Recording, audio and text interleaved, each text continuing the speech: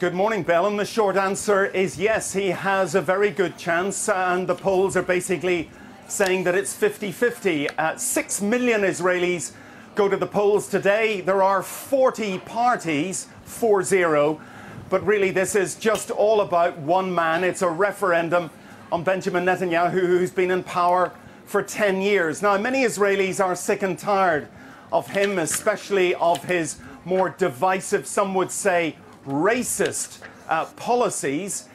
He is facing indictment on charges of bribery and corruption. But look, he is a tough, wily leader, and he's been through many elections before, but he's facing his toughest challenge. And we've seen his challenger, Benny Gantz, voting this morning. He's a man Netanyahu used to give orders to. He's the former head of Israel's army. He told me a couple of nights ago, in fact, 3 times in 12 seconds, that he is very confident of winning. And he has stolen Netanyahu's best card, because Netanyahu just used to say, look, I'm Mr. Security. It's only with me that we can guarantee Israel will be safe. Well, Benny Gantz is a war hero. He talks tough on Iran, very tough on the Palestinians. Some would say far too tough, but he's seen as a safe pair of hands and scandal-free. So Netanyahu really does have a fight on his hands. Bill, to what extent do you think this campaign has been characterised by a lurch to the right, particularly from the Netanyahu side?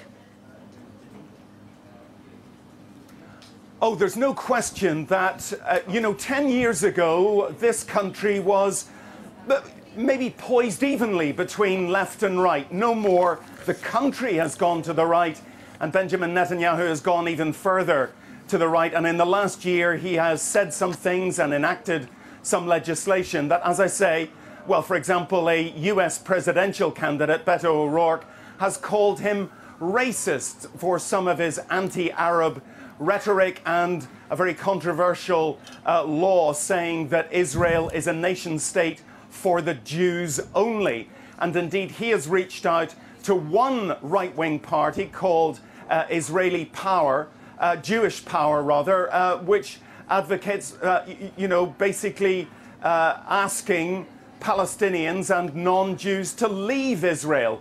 So Benjamin Netanyahu is desperate for votes. He pressed the panic button a few days ago by saying that he wanted to begin the annexation of Jewish settlements on the West Bank, something that deeply angered the Palestinians. And the other thing, Bell, is that Netanyahu has a trump card in his pocket, almost literally. He's been campaigning as if President Trump was his running mate. Trump's on his posters, in his campaign videos. And of course, Trump in the last few weeks has given Netanyahu gifts, only yesterday designating Iran's Revolutionary Guard a terrorist organization. No question this benefits Netanyahu. Many Israelis are saying, look, we might be sick of him.